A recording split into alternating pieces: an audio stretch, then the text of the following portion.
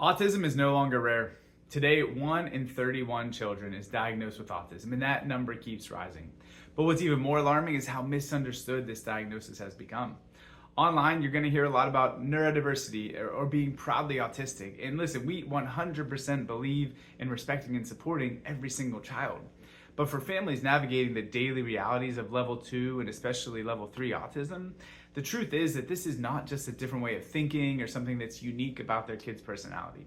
These children are struggling with their health in so many different ways, and the family is overwhelmed with their care. We're talking about kids who can't speak, who can't sleep, who self-injure, they scream for hours, and they live trapped inside a nervous system stuck in complete overload, and the parents are running on empty trying to hold it all together. Even with all of these skyrocketing rates of autism, the medical world still says the root cause is just genetics, and they don't offer any solutions. The functional medicine in the holistic world blames the gut, or they blame the environment, but they can at least offer some hope of healing. But what we want to say is that there's probably something deeper going on. There is something deeper going on. There's a foundational neurological issue that explains why so many of these kids can't connect, can't regulate, and can't develop the way they're meant to. And in this video, that's what we're going to do. We're going to break down the 3 levels of autism, what they really mean for your child's future, and why the fight for understanding the true root cause has never been more important. And when we're talking about something like this, I can't help but think about some of the families that we take care of, right? Some of the ones that come to mind right away are families who never dreamed of being able to do a family vacation that just got back from the beach with their child on the spectrum, or maybe their kid is eating foods, trying new foods for the first time. They're handling a wider range of different sensory experiences, or they're finally sleeping, they're finally resting, so then mom and dad, you can get some sleep and some rest too. What I want you to hear in those examples is that there is hope and that there is a path to get out of wherever you're at, whatever stuck place you are. The level 1, the level 2, the level 3 diagnosis is not a permanent thing. There is hope for healing. As long as we have that neurological connection within us, there is progress potential. So let's talk about it. Let me explain, maybe you're not too familiar with what those 3 levels are. Let me give you a brief overview and talk about how that is really not the key thing that we need to understand. Level 1, that is a child who needs some support for social communication and maybe some inflexible behaviors, right? They need a little bit of help in those different environments. Level 2 is basically a more ramped up version of that. They need more significant support. There's probably communication delays or struggles that they have, some repetitive behaviors, maybe some stimming that they're developing at that point too.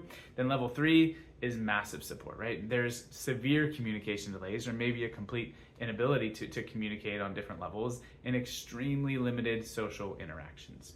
So level 1, level 2, level 3, those are helpful in understanding what support needs your child might have, but they are not helpful in explaining why it's taking place, right? None of those answers, what's the cause? Where is this coming from? And that is the piece, not just with autism, but what we really feel like is missing in all aspects of healthcare is this complete disregard for the why question.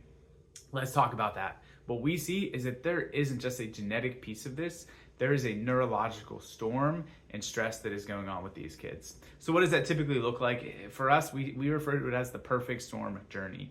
Way too frequently, there is an aspect of prenatal stress or preconception challenges with that, right? It's basically an early exposure to either stress or toxicity during some critical developmental windows. And that starts in that preconception or prenatal phase. Maybe mom had some fertility challenges, the couple struggled to get pregnant. Maybe there were some abnormal findings along the way, and now mom is in a survival, fearful state. There's some set of circumstances that led to them being in a place where they are in fight or flight. What that tends to lead to then is a birth process which is also surrounded with interventions, right? Maybe there's forceps, maybe there's vacuum extraction, maybe there's a C-section. Those interventions massively increase the likelihood that that child is going to deal with some sort of birth injury or birth trauma. The most common area that we see that take place is the brainstem and this upper neck area. This is the air traffic control center of everything your nervous system does, right? This is where everything passes through, and this is where there's a really important nerve called the vagus nerve is coming out of. It's a cranial nerve, comes out of the base of your skull, runs right by those first couple of cervical vertebrae. So when we have that massive amount of force, pulling, turning, twisting in a really sensitive, fragile area, that newborn's head and neck, it leads to damage, it leads to injury in that area that gets their system stuck in fight or flight from the get-go. And then that turns into a couple different things, right? When the nervous system gets stuck in survival mode, when it gets stuck in stress, it's going to start by that rest and digest system turning off, right? The baby is maybe colicky, they don't sleeping very well, they struggle to latch, they're constipated, they're refluxy, some sort of stressed out baby. That, as they grow, turns into more of a inflammation and immune system challenge and even motor delays. So they got chronic ear infections, tonsils, adenoids are inflamed, asthma, allergies, and then more of the low tone diagnosis or maybe motor delays from that side of it. And as they keep getting older, it turns into tics, stimming, some sort of repetitive behaviors, toe walking, that whole cascade. It's the same thing going on, just showing up at different phases of development. And every single kid doesn't have every single one of those, but that really tracks with that levels conversation, right? The levels of autism, the levels of severity, that reflects on the levels of how early these challenges showed up. What we typically see in that perfect storm journey is earlier stress and more frequent, more severe stress tends to lead to more severe symptoms because the nervous system, their body gets stuck in a deeper state of survival and fight or flight that then it just can't get out of and can't get back online. And especially when it does have that upper neck area that is involved, because this is the brake pedal. That vagus nerve is the parasympathetic, the calming, the growth and development and wellness and rest and relaxation part of your nervous system is coming from up top. So if we have that injury combined with some of these negative stressors or exposures, we're really in a rough state. So that is the blueprint that we see even before we get to our scans and our evaluation, is if we see those indicators in the case history, we know what's going on and we know what it's going to take to get that kid headed in a better direction. So speaking of scans, that is a huge part of this. As much as maybe some of these conversations, like everything we've shared so far in this little video, has made sense, it's missing one important factor, which is, well, what the heck do we do with that information, right? We talked about how genetics doesn't offer you any hope, and as much as there is some good that can come out of that functional medicine and gut and detox world, there is still a missing piece. How do we address that?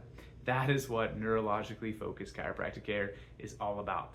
That is what our scans are for, right? We've got different tests that we can do on the nervous system to evaluate what is going on with that child. Are they in fight or flight? Are they in a dysregulated place? Are we adapting and handling things okay? We get that figured out, we can map out what is it going to take to fill in the rest of the gaps, right? To get them in their best chance of success, of succeeding, and in their best chance of catching up on some of those delayed milestones and sensory challenges or emotional regulation or whatever it is for that kid.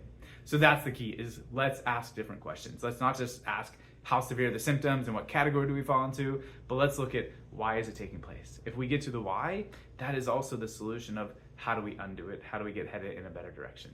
It's not easy, guys. It takes momentum, right? When the system is so locked in, it takes a lot of care. It takes a lot of input to unwind it. But man, the end results and the changes and the impact on that kid's life and on that whole family's life is so, so worth it. So that's what we want for you guys. That's what we want for every single family we take care of. And I cannot wait to meet you and help you with that. If you have questions on that, if you want to know more about scans, because another thing that parents so frequently wonder when you have a kid and maybe those higher levels of autism is, man, they're so sensory dysregulated. How would they ever sit still for a scan? How would they ever get adjusted? I promise that is the norm at Thrive. And that is why it is so important that within this conversation of how important chiropractic is for these kids, it needs to be in the right place, right? It needs to be somewhere where they are pediatric specific. It needs to be a place that is focused on the nervous system, which is what Thrive is all about. Because otherwise, your kid probably is going to have a hard time getting into the office. They're going to have a hard time just with the whole experience because it's not geared for highly dysregulated sensory kids. So if you're here, if you're in Western Pennsylvania, Eastern Ohio, where all do we have patients coming from? All over, right? Within a 2-hour range here, this is the place to be. If you're checking in and you're listening to this video from beyond that, still reach out, right? We have the intensives option where you can come and do an intensive 1 to 3 week time frame and get your kid unlocked and starting on that journey. Or we'll point you to our PX Docs directory, right? The pxdocs.com network. That is where you're going to find like-minded providers who can deliver the goods and unlock your kid in the same way too. So we're here for you guys. Reach out if you've got questions on this. If you want to set something up for your own family, your own kid, or join us at our next Perfect Storm workshop, right? We've always got those educational opportunities to dig into the science more and make sure you have all your questions answered to know, to fully know how do we get to this place and how can I know that this is the right answer and the right steps going forward. So we're here for you. Can't wait to meet you soon.